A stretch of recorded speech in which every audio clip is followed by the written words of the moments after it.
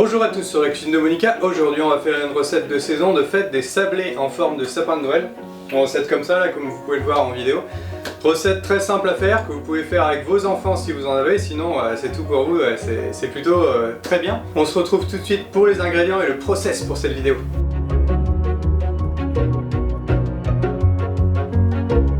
Pour cette recette de sablé, peu d'ingrédients, mais c'est ça qui est bien, peu d'ingrédients mais très bon. Donc le sucre.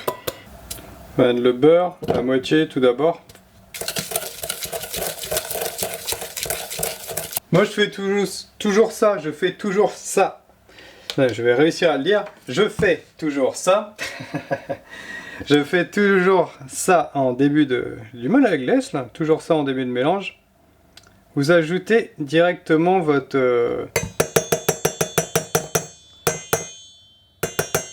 cuillère.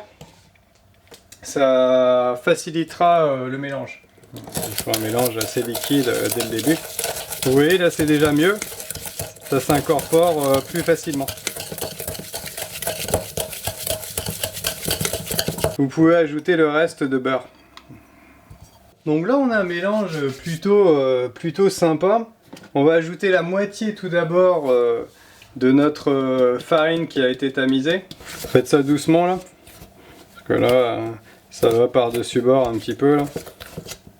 Et là, j'ajoute ma pointe de citron. J'ajoute dans la même cuillère, puisque du coup, ça nous permet d'utiliser toute la crème. Là, vous sentez que c'est pas mal, ça tient bien. Donc on va ajouter le reste de farine. Ça peut se faire après Noël sous d'autres formes. La forme des emporte-pièces que vous avez en goûter avec le café ou un chocolat chaud, franchement c'est top. Le mélange ça manque un petit peu de tenue, donc on va ajouter une cuillère à soupe là, de crème fleurette là. Si c'est un peu dur, vous pouvez faire cette pâte au robot, ce sera plus rapide. Et moi ce que je fais en général, c'est que je finalise à la main et je bascule direct sur le plan de travail. Je viens former une boule. Vous pouvez utiliser tout de suite cette pâte, pas de temps de repos, pas de temps de perdu. Là on a notre pâte avec sa main. On vient étaler comme ça légèrement. On met un autre papier sulfu par-dessus. Épaisseur très fine, vous allez voir, on va faire ça en mode rapide. Que ce soit pâte sablée ou les pâtes maison que je fais, l'étalage entre deux papiers sulfus est la meilleure des solutions. Il n'y a pas du coup d'opération un peu complexe où on prend la pâte et du coup ça fait de la merde. Là je pense qu'on est bien. C'est juste ce qu'il faut.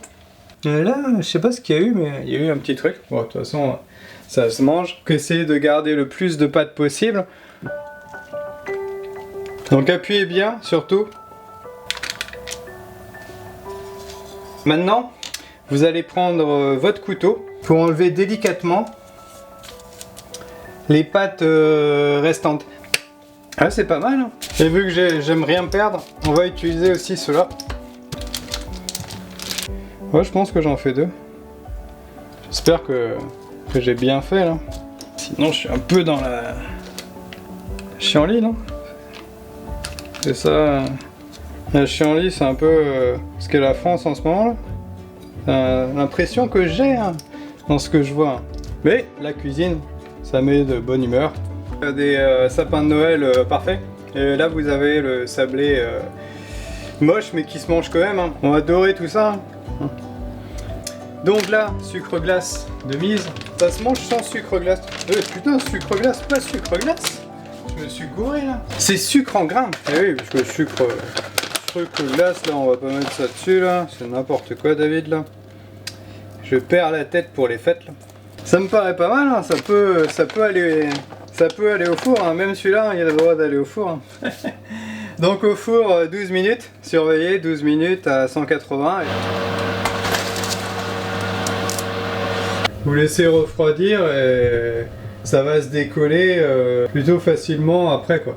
Cette recette est maintenant terminée, maintenant c'est à vous de jouer. Elle prend pas beaucoup de temps, c'est ça qui est bien. D'ailleurs moi je vais manger puisque j'ai faim. Je pense qu'on va faire d'autres biscuits aussi pour les fêtes. Hein. Ça manque de biscuits et de toute façon en fin de repas on est plutôt bien fat, donc on n'a pas les bûches, tout ça. De toute façon il y en a quelques-unes sur le site. Mais ça c'est bien sympa aussi en clôture de repas. Allez, je vous dis à très vite pour de nouvelles recettes. Salut! Ça se conserve en général dans une boîte en fer, pas besoin de mettre au frigo, ça se conserve quelques semaines, hein. Enfin quelques semaines, ce sera parti avant, mais ça se conserve.